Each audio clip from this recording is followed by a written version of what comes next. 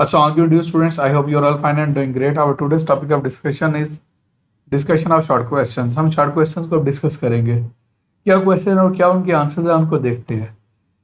First one, define metabolism, differentiate between catabolism and anabolism.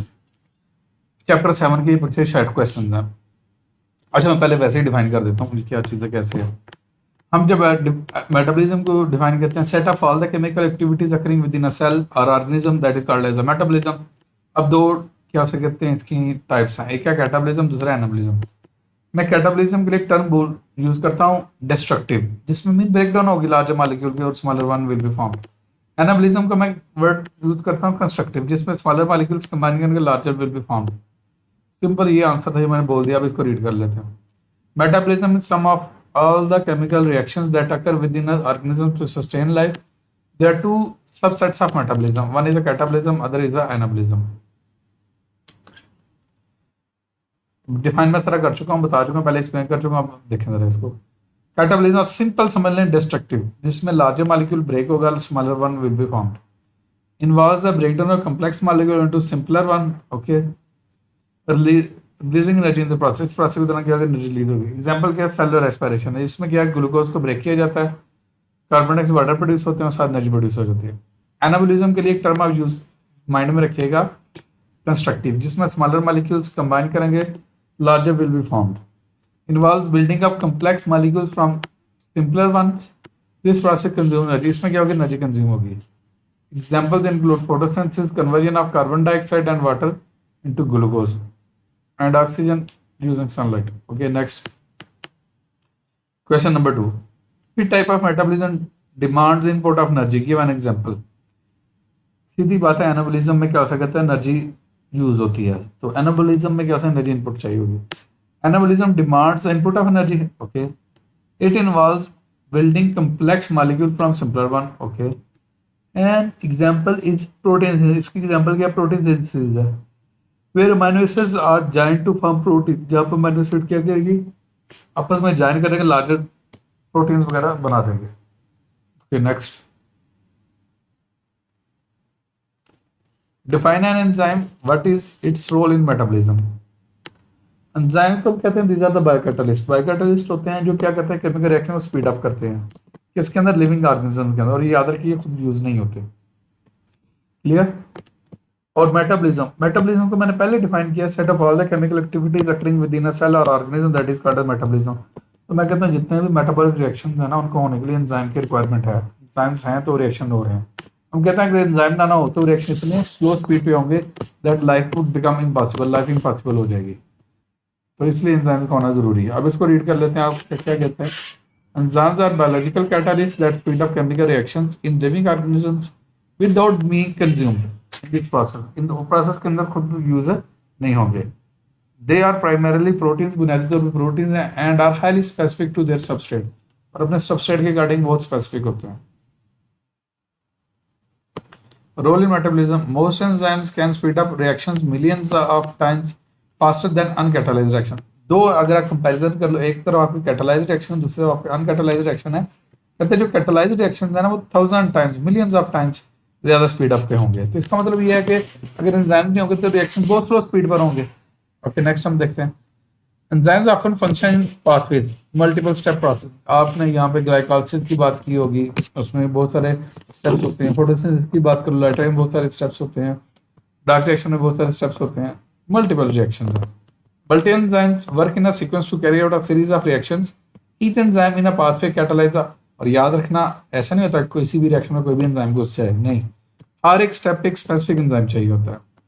After speeding up the reaction the product is passed on to the next enzyme. Okay, what is the active site enzyme. Active site को मैं कहता हूँ 3 dimensional charge bearing site होती है, जहाँ पे substrate में आगे अटैच होना होता है और उसमें कन्वर्ट होना होता है किसमें, प्रोडक्ट में. किसमें, सबस्ट्रेट में. मैं देखता हूँ ये क्या कहता है. The active site of an enzyme is a specific pocket or cleft on its surface where substrate bind. तो यही बात मैंने की थी, जहाँ पे किसने बाइंड करना, सबस्ट्रेट में बाइंड करना. And catalytic reaction occur. Importance, it's unique shape and chemical properties ensure enzyme specificity. Enzyme specific होगा, जारी बात है, उसकी शेप उसको क्लियर कर देते हैं कि ये वाला सबस्ट्रेट अटैच हो सकता है, ये वाला सबस्ट्रेट अटैच नहीं हो सकता। As only substrates with the complementary shape, जिसकी शेप इसके अकॉर्डिंग होगी, can bind and undergo the reaction.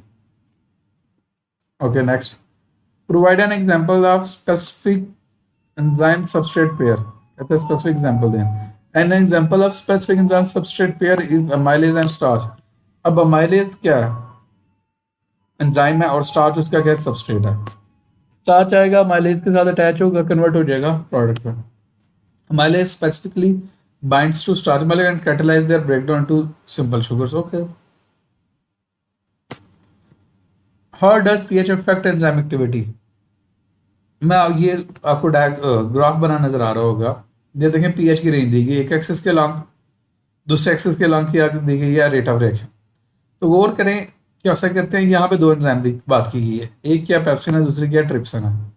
अब इससे हमें ये पता चलता है कि जो पेप्सिन है वो 2 pH पे मैक्सिमम एक्टिविटी परफॉर्म करती है, और जो ट्रिप्सिन है वो 7.8 7.9 के राउंड के आसपास मैक्सिमम एक्टिविटी परफॉर्म करती है। तो इससे हमें ये पता चलता है पेप्सिन की ऑप्टिमम पीएच और है, ट्रिप्सिन की ऑप्टिमम पीएच और है। Clear? Enzyme work best at a specific optimum pH where their activity is highest. जहां पे अच्छा ऑप्टिमम पीएच में उनकी एक्टिविटी क्या होगी? हाईएस्ट होगी।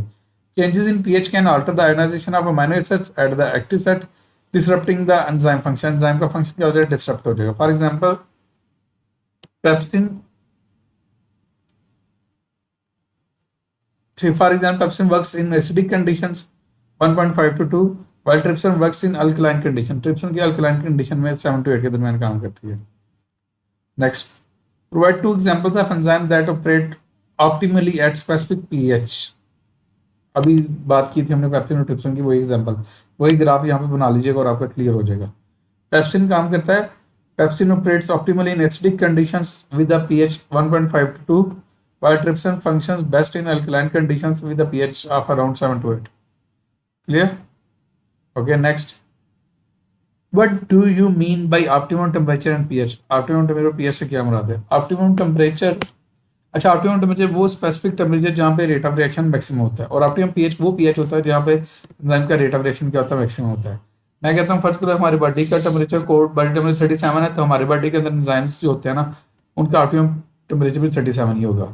और एंजाइम्स डिफरेंट हो सकते हैं। आपके स्टमक की जो एंजाइम है उनकी पीएच कुछ और हो सकती है, जो उसके हैं इंटेस्टाइन के उनकी ऑप्टिमम पीएच कुछ और हो सकती है, आपके ब्लड वालों की पीएच कुछ और हो सकती है, डिपेंडिंग अपॉन देयर लोकेशन। अब इसको रीड कर लेते हैं।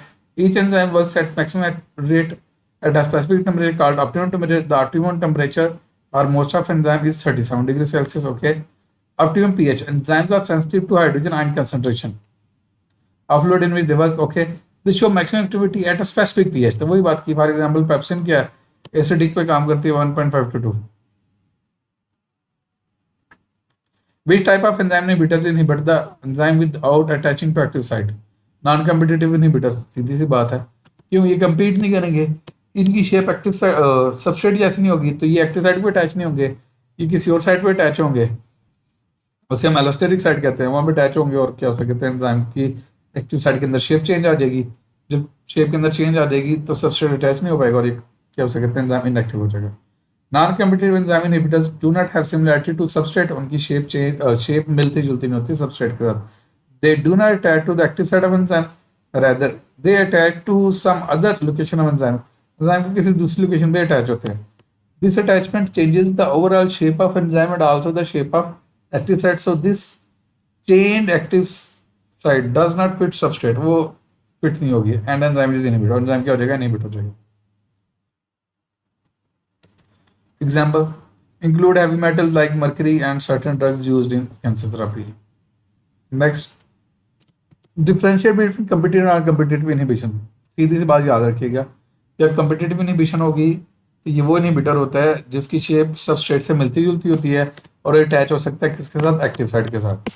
ओके, और जो नॉन कम्पिटिटिव इनहिबिटर होगा, ऐसा इनहिबिटर होगा जिसकी शेप सबस्ट्रेट से डिफरेंट होगी, ये वहां पे अटैच नहीं होगा, फिर ये किसी ऐसी साइट पे अटैच होगा जो एक्टिव साइट के अलावा होगी, वो होगी एलोस्टेरिक साइट होगी, लेकिन वो अटैच नहीं होगा। लेकिन जब एक्टिव साइट के साथ अटैच नहीं होता ये, लेकिन जब ये एंजाइम के साथ अटैच होता है ना, ऑल द एलोस्टेरिक साइट पे अटैच हो रहा है, लेकिन फिर भी एक्टिव साइट की शेप चेंज हो जाती है, तो एंजाइम इनएक्टिव हो जाता है। अब इसको मैं रीड कर देता हूँ. In competitive inhibition, the inhibitor closely resembles to the substrate and competes for binding at the enzyme's active site. Okay, clear. Once the inhibitor binds, it prevents the substrate for attaching. जारी बात, active site को तो occupy किया किसने? Competitive inhibitor ने. तो ये काम नहीं होगा. Non competitive inhibition. Non competitive inhibition में क्या होगा? जो इनहिबिटर है वो अटैच हो गया है लेकिन एक्टिव साइट पे नहीं हुआ. Clear.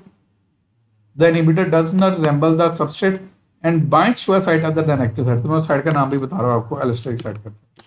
This binding altars the enzyme overall shape including the active site making it ineffective. वो क्या इनफेक्टिव हो जाएगा? Example of this inhibition is caused by heavy metal like mercury. Clear. बच्चे यहाँ तो आपके शॉर्ट क्वेश्चन होगी. If you have any question you can ask in the comment section. Thank you.